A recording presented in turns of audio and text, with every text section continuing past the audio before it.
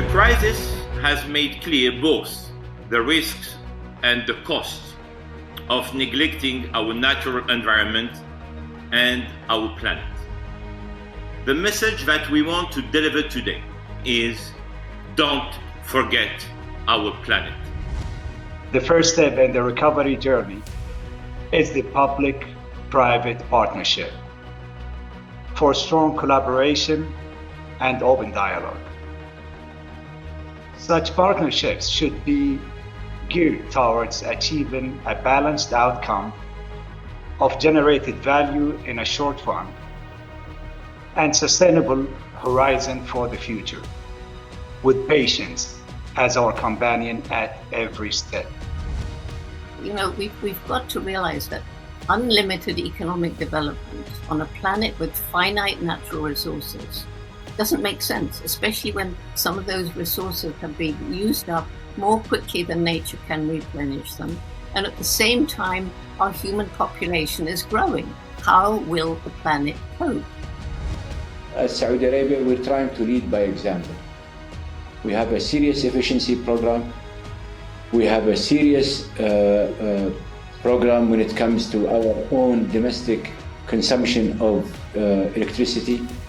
In 2030, 50% of our electricity will come from renewables. And what is the strategy of the company is to be aligned, to be in phase with the evolution of the energy markets. The climate change and the dual challenge that we are all facing is on one side that we need to bring more affordable energy to everybody on the planet, and on the other side we need less carbon emissions. Energy is an essential requirement for all the 8 billion people on this earth. There is need to provide efficient, clean, affordable energy, and we have to do it in a responsible way. We must think both locally and globally. Indeed, future-proofing sustainable recovery and sustainable development is only possible when sound environmental responses, plans and policies are given the importance they deserve at both the global and national levels.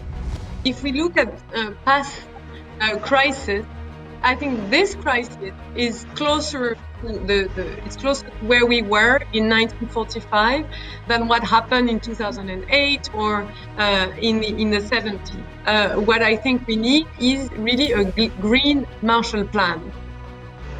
I think we need a Marshall Plan of the 21st century. These technological trends are so powerful that I'm actually pretty confident that by 2100, even if we didn't have strong policies, we would have a zero carbon economy, but it would be 50 years too late. And we've got to use policy to accelerate the path. It is possible to invest at scale in some of the technologies in the sustainability space. We just have to do it at speed. And in the case of climate, with an eye to Paris aligned investment scopes. That's a very big challenge that we have. It is a global problem. It doesn't matter where you make the emissions, it affects the climate of the entire planet.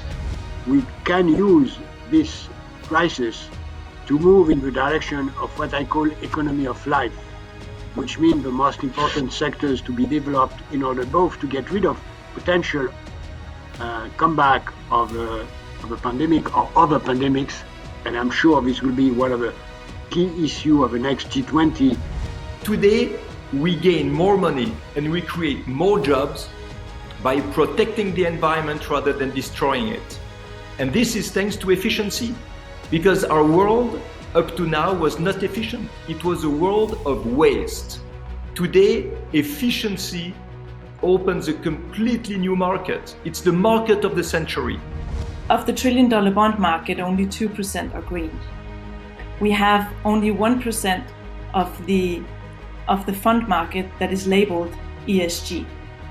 We need an avenue that's paved by digital innovation.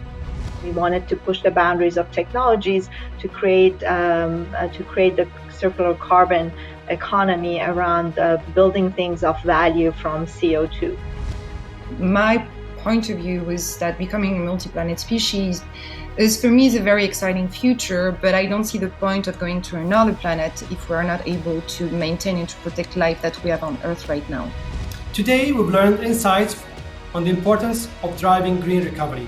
We will continue to engage with some of the brightest minds worldwide to shed light on the new concepts, innovations, and ideas on some of the most critical challenges our world is facing today.